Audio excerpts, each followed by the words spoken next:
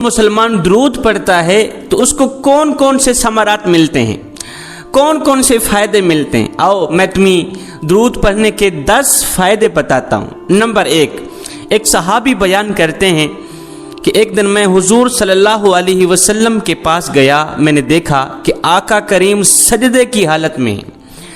آقا کریم نے سجدہ لمبا کر دیا۔ کافی دیر بعد جب سجدے سے فارغ ہو کر سلام پھیرا تو میں نے کہا، یا رسول اللہ صلی اللہ علیہ وسلم، آپ نے اتنا لمبا سجدہ کیوں کیا؟ سجدے کو لمبا کرنے کی وجہ دریافت کی تو آقا کریم صلی اللہ علیہ وسلم نے فرمایا، صحابی، ابھی تھوڑی دیر پہلے جبریل میرے پاس آئے تھے۔ جبریل نے اللہ کا سلام دیا اور ساتھ میں کہا، یا رسول اللہ، آپ کی امت کا کوئی بھی شخص جب درود شریف پڑھتا ہے، کوئی بھی شخص مسلمان ہو، کلمہ پڑھنے والا ہو، جب وہ درود شریف پڑھتا ہے تو میں خود جبریل اس کی مغفرت کے لیے دعا کرتا ہوں۔ سبحان اللہ۔ آپ کی امت کا کوئی بھی شخص جب آپ کو سلام کرتا ہے تو میں خود جبریل اسے سلام کرتا ہوں۔ وہ جبریل نبیوں، رسولوں، پیغمبروں کے پاس وحی لے کر آنے والا جبریل، جس کا تمام فرشتوں سے اعلیٰ مقام ہے، اعلیٰ مقام رکھنے والے فرشتے جبریل یہ کہہ رہے ہیں، آقا جو بھی شخص درود شریف پڑھے گا آپ کی ذات پر، آپ کو سلام کرے گا تو میں خود جبریل اس کی مغفرت کے لیے دعا کروں گا۔ مجھے بتاؤ، جس کی مغفرت کے لیے حضرت جبریل علیہ السلام خود دعا کریں تو کیا خیال ہے جبریل کی دعا اللہ تعالیٰ رد کرے گا؟ ہرگز نہیں کرے گا۔ یا رسول اللہ، کوئی شرابی ہوگا تو میں یہ دعا کروں گا، یا اللہ اسے شراب سے بچا لے۔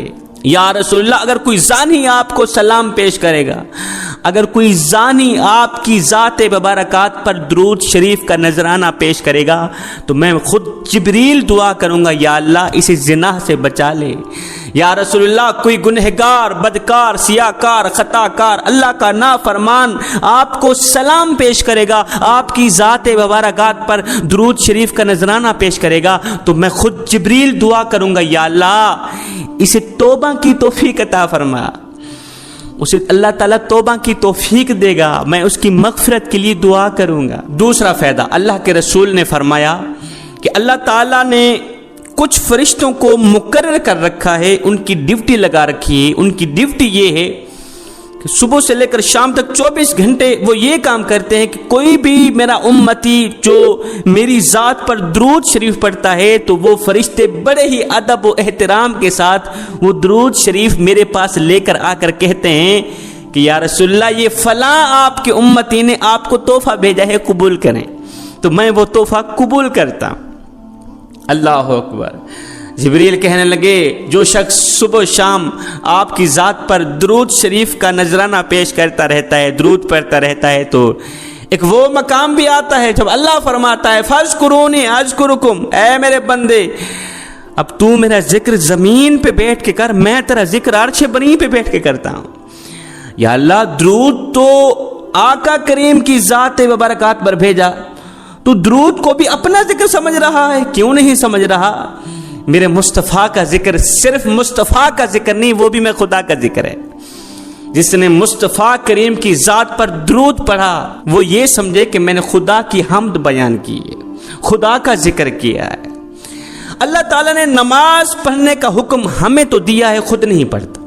اللہ تعالیٰ نے رکوع کرنے کا حکم، سجدے کرنے کا حکم، زکوٰۃ دینے کا، کلمہ پڑھنے کا، ہر نیک کام کرنے کا حکم ہمیں تو دیا ہے، خود نہیں کرتا۔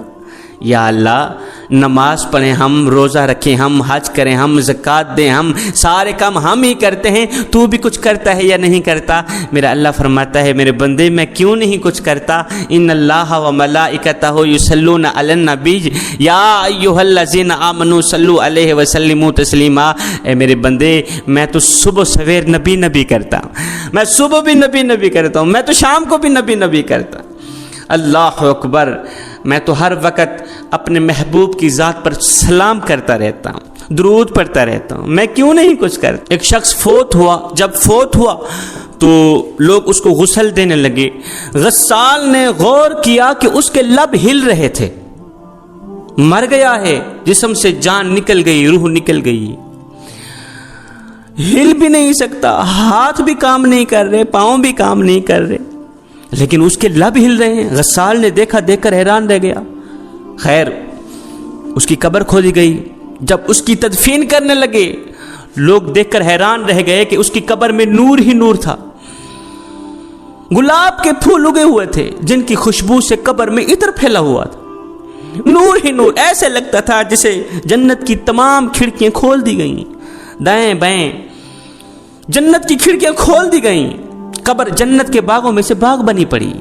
لوگوں نے دیکھا, دیکھ کر حیران رہ گئے کہ آخر یہ شخص کون سا ایسا نیک عمل کیا کرتا تھا جس کی بدولت آج اس کو اتنی بڑی جزا مل رہی.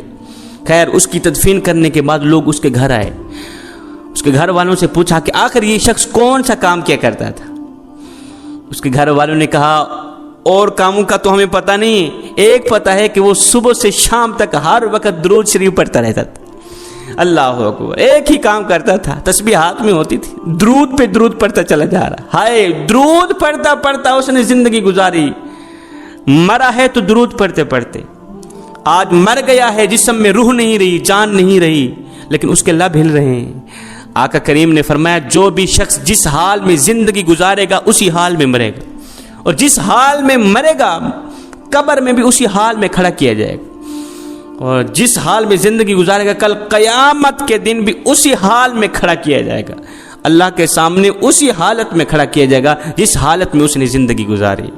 اب درود شریف پڑھتا پڑھتا وہ مرا تھا, قبر میں اٹھایا گیا بھی درود پڑھتے پڑھتے, قیامت کے دن بھی درود پڑھتے پڑھتے اٹھایا جائے گا. رسول اللہ صلی اللہ علیہ وسلم نے فرمایا, جو شخص صبح کے وقت 10 مرتبہ درود پڑھتا ہے اور شام کے وقت 10 مرتبہ درود پڑھتا ہے, فرمایا قسم ہے مجھے رب ذوالجلال کی, قیامت کا دن ہوگا, نفسا نفسی کا عالم ہوگا.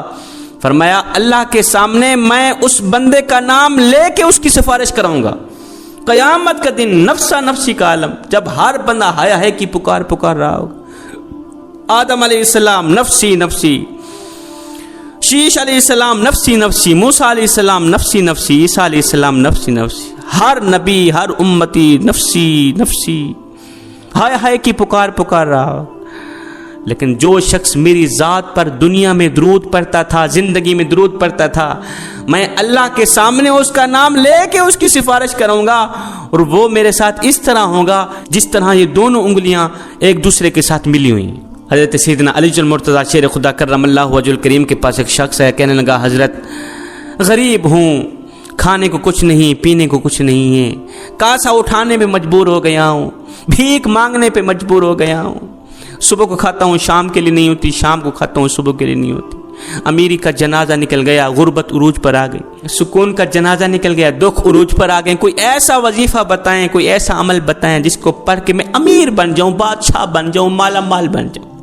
حضرت علی نے فرمایا پھر اگر یہ حالت ہے تو صبح سے شام تک درود شریف پڑھا کر. اس شخص نے ایسے ہی کیا, اس نے ایک کلہاڑی خریدی اور ایک رسی خریدی.